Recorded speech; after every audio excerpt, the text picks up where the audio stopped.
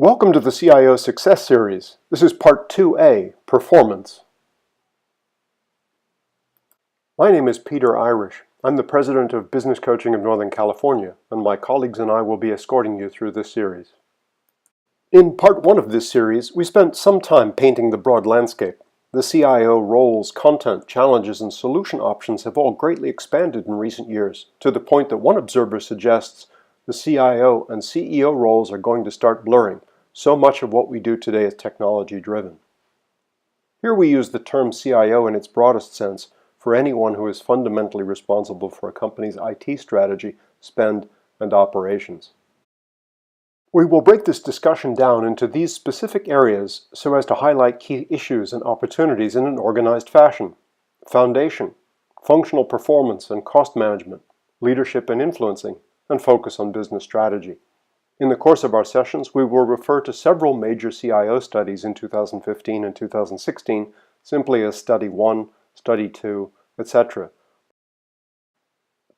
As explained in Part 1, performance ranks number 1 as a business priority among the 1,200 plus CIOs who responded to Study 2, the largest quantitatively.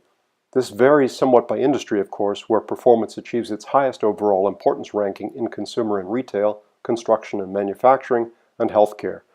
Interestingly, in some industries, performance came in as a distant third priority, possibly because performance is already very high, as for example in the financial services sector. Performance was ranked behind cost in 30% of the industries cited in Study 2, most notably energy and resources and government and public sector. You might want to pause and ask yourself at this point, how important is performance in your organization? What percentage of your time do you expend on it? What are the major initiatives you have developed to improve it? What exactly do we mean by performance? CIO Magazine, for example, cited these metrics as being key performance indicators for CIOs, classifying them into these following subject areas. Operational metrics. These include online application performance or online application availability. Delivery metrics include, for example, project satisfaction, project delivery, project cost. Organizational metrics includes attrition, performance reviews, while financial metrics include such subjects as budget variance or resource cost. Clearly, that is a lot to keep track of and must be scaled up or down depending on the size of your operation and the criticality of each specific performance measure. At the mid-market level, TechLeap's CEO, Jaime Martinez, for example, has this to say on performance. In my vision, I see four main areas under performance: business availability, business users efficiency, internal and external customer satisfaction, and time to market. Business availability is referring to the uptime of all systems. Business users efficiency is referring to how effective and fluent are end users with the tools and applications provided. Internal and external customer service satisfaction is referring to how quick is the response time of the help desk resolving technical issues. Time to market is referring to the ability to rapidly deploy new technology capabilities. As previously noted, CIOs are often quite critical of their own performance. We recently asked Gary Albitz, a 30-year Silicon Valley veteran who has been on all sides of this equation, whether the CIOs were perhaps being a little too critical of their own performance. Here's what he had to say. Peter, this is a fair assessment. I don't think that the CIOs are being overly critical. A technical outage is very expensive to a CIO, and not just financially. Time, energy, stress are some of the other expenses. Of course, outages always occur at the worst or most critical time: quarter end, year end, new product introduction, just as government auditors show up for a SOX audit, are just a few that have cost CIOs their jobs. What is the root cause of the concern? Many IT organizations are firefighters fixing issues as they pop up, where few of these have the time or energy to do contingency planning or what-if analysis. Such activities move an IT department up the food chain from reactive to proactive. The main approaches that have proven effective are moving from reactive to proactive and using better techniques to qualify employment requirements.